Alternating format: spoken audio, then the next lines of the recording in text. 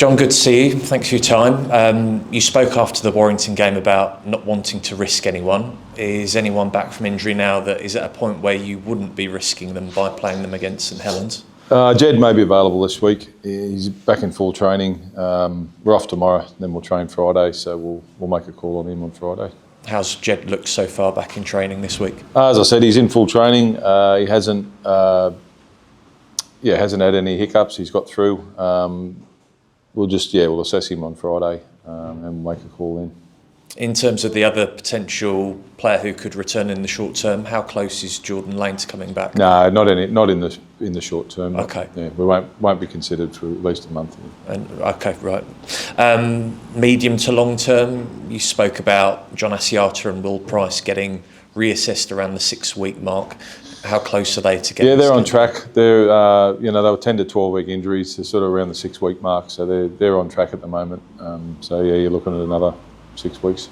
When are they booked in for a scan to reassess those injuries? John had his scan yesterday, and he's on track. We'll get one next week. Okay.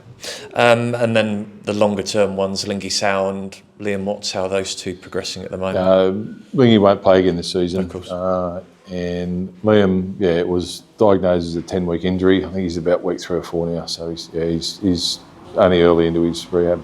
Have you got any other fresh injury concerns heading into this game? No, don't think so. Not off the top of my head. Come through the weekend, okay.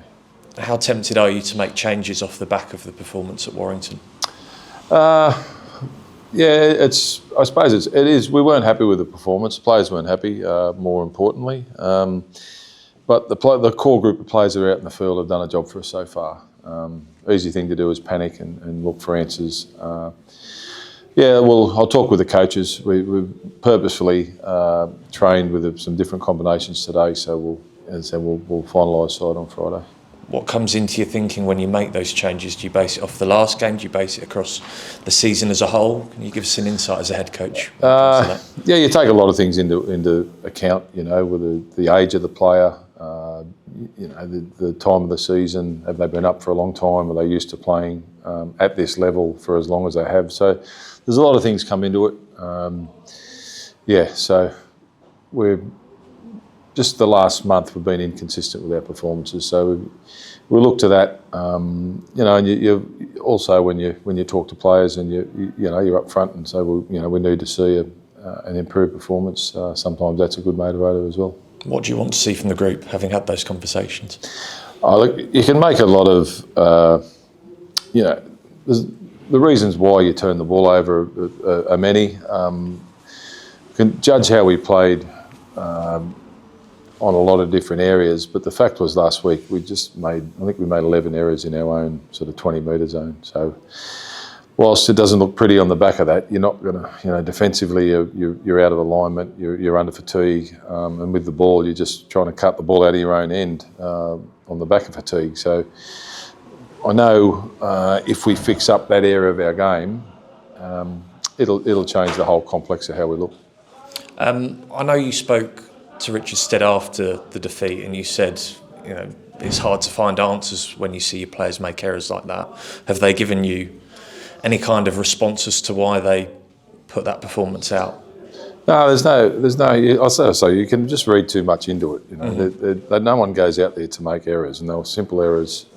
There was a couple of guys guilty of multiple errors. So. You would think that players at this level won't back that sort of performance up. Just being aware, and it's your responsibility once you catch the ball, if you get tackled, to play the ball, and it's pretty much that simple. You talked as well to Richard about the fact that you're pleased with the effort, you're pleased with how hard the players are working for you at the moment, but if they want to be playing in finals and competing for silverware, you need to see more. What do you need to see specifically? Just not turn the ball over. Defensively, we're just pinned to our try line for probably 15, 20-minute period in the second half, in the period that we needed to score to make a difference. And we just couldn't build any pressure because we got the ball, we turned it over, we dropped the ball, we turned it over. But to say, just reiterate that I'm really pleased with how they don't stop trying. I think there was 27 tackles in a row on our try line we defended on the weekend. We got the ball, we got up the other end, and Lou Martin got taken out by a millimetre, for a try that would have got us back in the game, and then we defended our try line again. The game had gone pretty much at that stage, but every game that, especially recently, that we've been behind in, they never stop trying, they never give up. It's just, it's just been an area of possession of the ball that's cost us. So I know we can get better at that. It's when a team gets behind on the scoreboard and they give up, that's when they got problems. And I haven't seen any side of that. When you try and come back from that, how much do you rely on the experienced players within the group who have been there and done that and won silverware? Yeah, you always go to those types of players in any type of game. They stand up, and that's how the younger guys learn. That's just an evolution at every level, at every club, I would imagine. And this week will be no different. We're up against a very experienced, winning side, over many years in the Super League. So said to the players this morning, you wouldn't want to play anyone else in the position we're in. We've got to, have a response to how we played last week. So we're up against a very strong side who are coming into form, and I think that's where you want to be if you want to make a statement. How do you think the younger players have perhaps found the last few weeks, given that they've developed that resiliency from last year and have been through difficult spots already during their careers? Yeah, I just like the fact they keep playing. A few of the younger boys made and have done over the last couple of weeks just made too many errors really to be a consistent Super League player. So, but they've kept turning up for each other defensively. They've turned up the training with great attitudes, very honest in their appraisal of their own game, which makes all the coaches' job very easy. So, I'm really pleased with how far they've come as a group. If you cast your mind back 12 months and see where they're at, they've come a long way. While we talk about those younger players, John, plenty of talk around here about the squad that was named for the England sit-down session this week. No Hull FC players in that group. Firstly, were there any of your players that you felt maybe should have been invited to that by Shaun Wane? Oh, look, I don't know what Shaun's looking for in a group, and he's got the guys here that possibly that people would be looking at around the wingers and centres. They're very, very strong, England. So it's a good opportunity. It's a good challenge for our boys to. If they feel they were wronged, there's only one way to prove it, and that's out on the field, on the weekend. So, look, it's a hard one for me to comment on. I'm not deeply involved. I don't know what the English selectors are looking for, but I'm happy with where our boys are at, and I'm also very optimistic about how much improvement they have in them. How have you used it as motivation with those players who may feel aggrieved? Have you had to mention or talk about it at all with those? No, I haven't spoke about rep footy at all. It's if you're doing your job here and you're doing it well, rep footy will come knocking. That's been going on for a long time.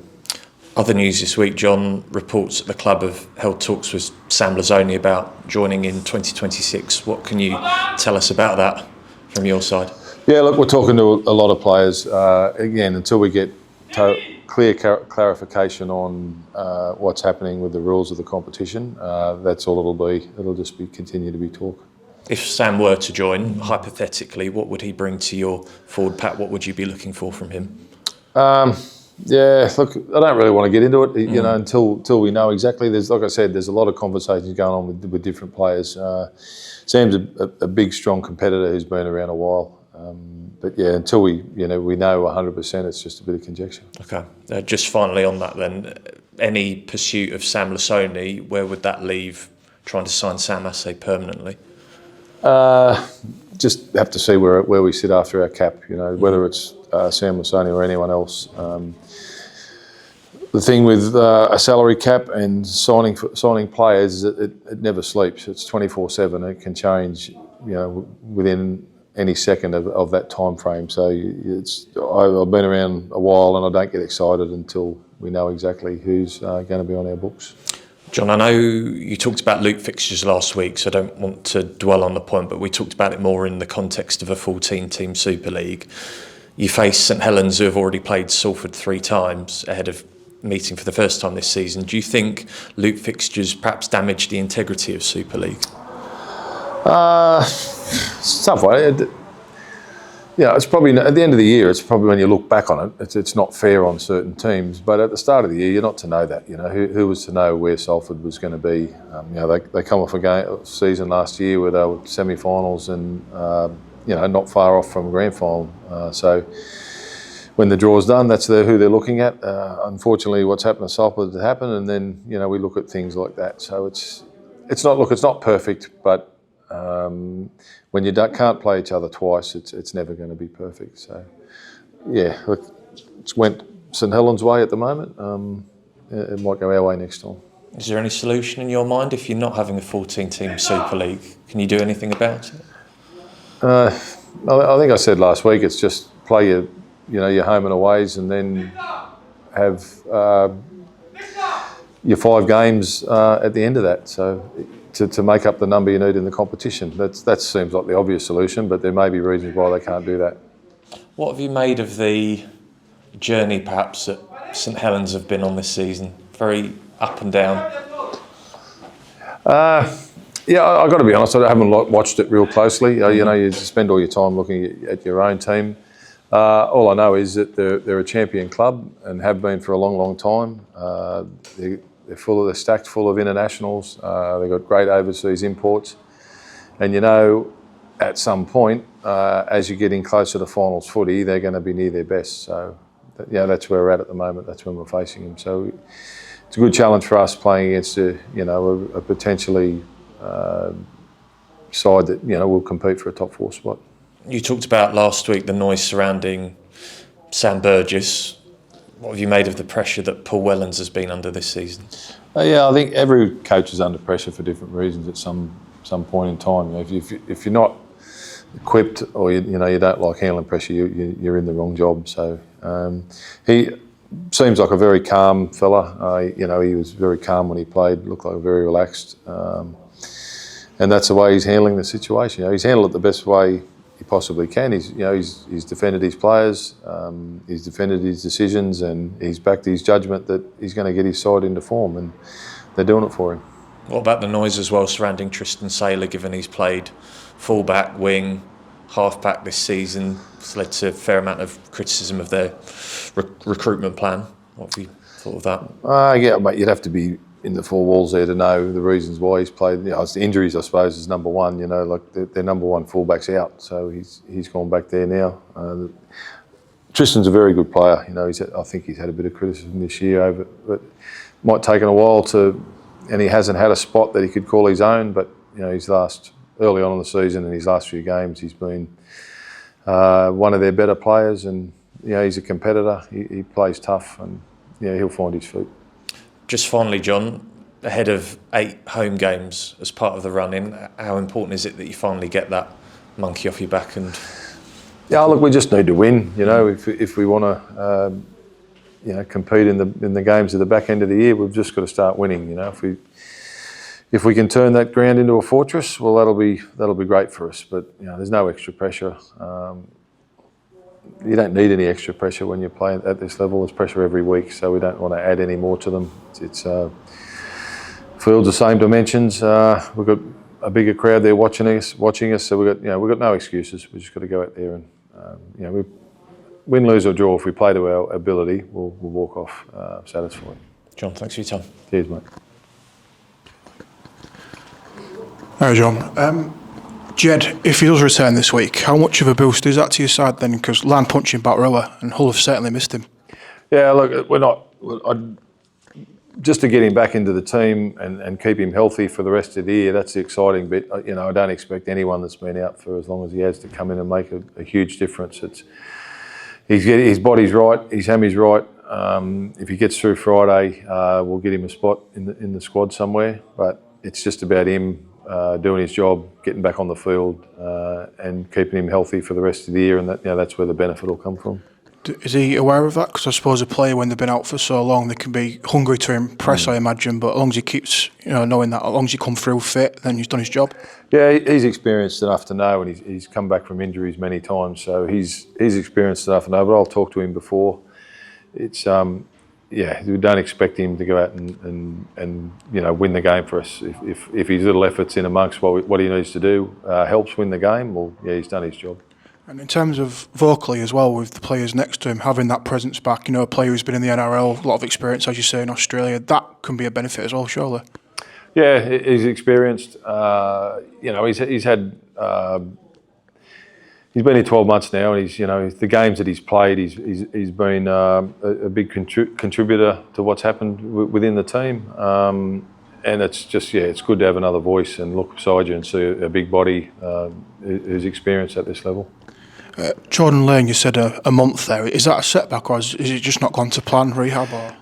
No, rehab's fine. It's just the bone hasn't healed. As some guys heal quicker than others, and at the moment, Jordan, the physios are working around the clock with him to get it right, to try and speed the process of the healing of the bone up. But it's a tough one. Everyone heals differently, and we had him X-rayed, and it just showed that the bone hadn't healed the way it should have. And good news that John's obviously on track and Will too. How much is the chamber that the club have invested in? And obviously Will's got one at home, hasn't he, as well? How much is that helping with the rehab? Oh, we don't know. It's like any sort of treatment. It's advice. We get advice to use it, and the advice is that it helps speed the process up. So it's only new, so it's only been here a month or so. So we won't really know till we consistently put players through there and see what the initial prognosis is and what it is on the back of the chamber, and then we can sort of get some good data around it. You spoke then of not rushing into changes too much, but you've got options, haven't you, should you fall back on? I suppose that's the good thing of having a squad. You've still got, 20, 21, 22 players you can call on if needed? Yeah, that's the whole idea of, off-seasons and building depth within your squad and having players that can play in a multitude of positions. So it's when you get injuries, that's when that all comes in handy. Jordan Rappanee's got a bit of criticism recently. I mean, what's your message to him as a coach? Yeah, you play the game long enough, you're gonna get criticised. You can't listen to that. It's coming from I would imagine, I don't follow social media, but I imagine it's coming from a group of social media people. Look, he didn't play well last week. I know that. Jordan knows that. The players know that. Fact is, he's a champion player, and you never write off a champion. So he'll, I back him to get stuff sorted, and return to the form that I know he can have. I've met Jordan a few times. He seems like the type of bloke that if you criticise him, he'll prove you wrong, and that'll be his aim this weekend. Yeah, look, he's definitely hurting. He doesn't, I think early in the year there was, he was talked about as one of the, the buys of the season. He had some great games early. And I'm playing him out of position. I have been playing him at fullback, which is not what he was brought here for. It's sort of through injury that he's had to go back there. But to his credit and his character, he'll never say no. He'll play. If I had to put him in the front row, he'll gladly put his hand up and play there. So, look, I know there is criticism out there, but like I said, I've seen a lot of guys in George's position and that have had that criticism and have turned it around and come out the other side, and I'm sure he will. Presuming a bit here, but it's a team game, innit? So I imagine the messages for you guys in video reviews, in training, will be you win together, you lose together? Yeah, there's been nothing other than that all year. I'm super happy with the connection they have, the bond they have. Look, we want to win every week, of course we do, but realistically that's not going to happen. Deal with your performance, whether bad or good, and move on to next week. And that's something that they've done. They've turned up and had a crack every week. Haven't played as well as we've wanted to, but happy with the effort and the way they turn up each week. Obviously that effort, that fight, that'll get the crowd on your side on Saturday. I mean, what's your message to the fans then? Because you've supported the club thick and thin on the road now, but hopefully a few home comforts to come in the coming weeks. Yeah, just keep faith. Like I said, you want to support a side that never gives up, and they've got that. There's a lot of games where we've been behind on the scoreboard late in the game, and we've kept playing to the final whistle.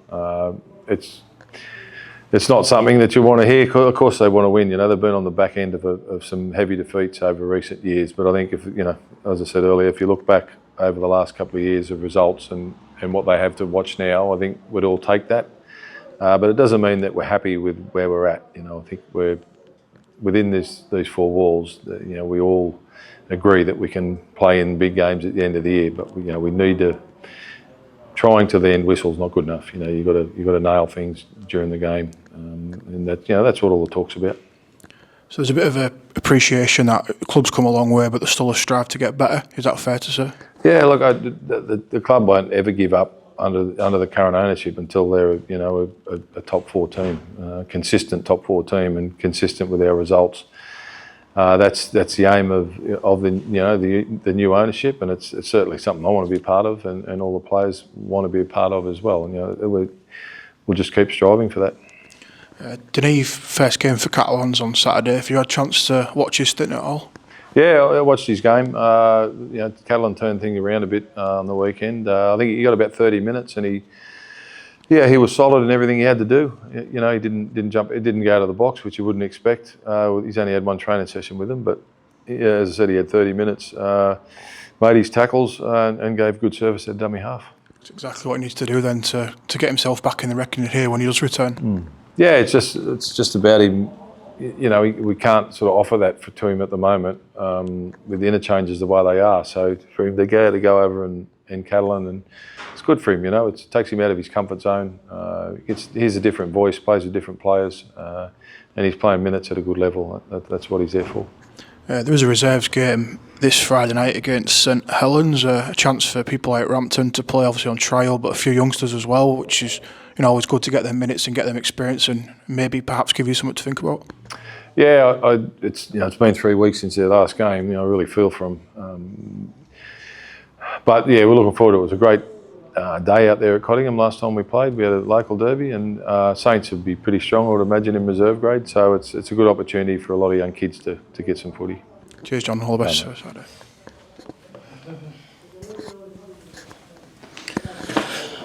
Hi, John. You said possibly Jed could be back. If he is, what does that do? How does that change the look? Because obviously you've got two centres playing in the back row at the moment, and you've got Tom Briscoe and Davy Litton doing a great job at centres. So what are the possible ramifications if he is back? Someone's going to miss out. One of those boys that played last week will miss out. That's unfortunately for those guys. No one, whilst we haven't been playing anywhere near our best over the last month, I don't think anyone really deserves to lose their spot, but that's football. There's a guy there that's coming in that's played a lot of NRL, and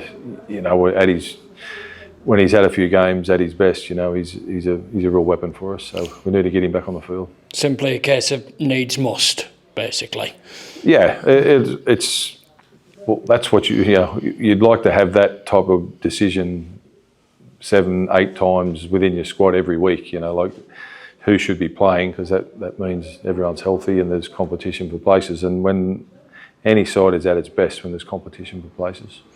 And obviously, Warrington on Saturday, they got off to quite a fast start, didn't they? They got into a 12-0 lead early. Give us an insight. How does that change things for you in the coach's box? When the opposition are making a fast start like that, how much does that change things for you compared to when you've made a fast start and got ahead early? Yeah, you just got to. Momentum's hard to stop in rugby league. You just got to keep working hard to hopefully address the momentum. But it can swing very quickly, and it did. I think they'd hardly made an error in the first 20 minutes of the game. I was only really disappointed in the first try. We worked our way upfield, and it was a really just a basic error from our markers that just didn't work and opened up a channel for the winger. Outside that, they had all the possession, all the ball, a lot of momentum. They come up with a really well constructed try, but to our boys, they didn't panic. You just got to stick to what you believed at the start of the game will do the job for you. Like 2 tries in the game, nothing. It can turn really quickly, and it did. We just hung in. We defended our way out of trouble. We went set for set with them. We didn't make any errors in that 10-minute block, and we come up with two really well constructed tries. So walking in at half time at 12-10, couldn't have been any happier. I thought we'd go into the sheds with our heads up high. The way we finished the half, we'd only used 2 interchanges, so there was a lot to like about us at half time. But yeah, the second half was pretty much a carbon copy of the first half, but it went for the whole 40. We didn't put any blocks of footy on them to create any sort of fatigue in the opposition, and they got the 2 tries again, and it was just too much for us. So would it be fair to say that with what happened in the last 10-15 minutes of the first half, that the half-time break just came basically at the wrong time? Well, in hindsight, it did. I think both sides enjoyed the break. It was quite warm. It was the conditions were very warm, very windy. So I think both sides were happy to get a break. But you're right. If there was no break, we would have been the happier because we had momentum. We finished the half with good momentum. But I suppose they went in and did what we did. They spoke about what they needed to do, but they did it better. And coming into this game against St Helens, obviously you've spoken about Tristan Saylor. There's obviously also another chap that you'll be very aware of called Kyle Felds. That inside knowledge of them, what do you expect from them, and how do you counteract it? Good players make it hard to counteract. They're both good players. Like Kyle's a very strong carrier of the ball. All the players will be aware. They watch footy as well. Tristan's a hard one because he just bobs up all over the field. He plays as a traditional fullback, but he can play as an extra forward. He spends a lot of time around the middle of the field looking for tired forwards. So yeah, it's just recognition of where he is and just be connected defensively. If he's very good at finding lazy defenders and defenders out of the line, and people who aren't doing their jobs. So it's being consistent with doing our jobs for 80 minutes. And of course, the assistant coach there now is somebody that you're very aware of in Lee Breers. What do you think he has brought to St Helens? Obviously, a lot of people have said, he sorted out their attack. So, again, does that inside knowledge help that you know what to expect from a team that has him on the coaching staff? I think the players every week know what's in front of them. They know what to expect. It's just being able to go out there and combat it and stop it. That's the challenge. I don't think we'll be surprised by anything that Saints throw at us. But they're stacked full of good players. So the challenge is to be able to stop. It's one thing knowing what's coming at you. It's the main thing is being able to stop it. So that's our challenge. Good players coming at us at speed. We just got to, we've got to combat it.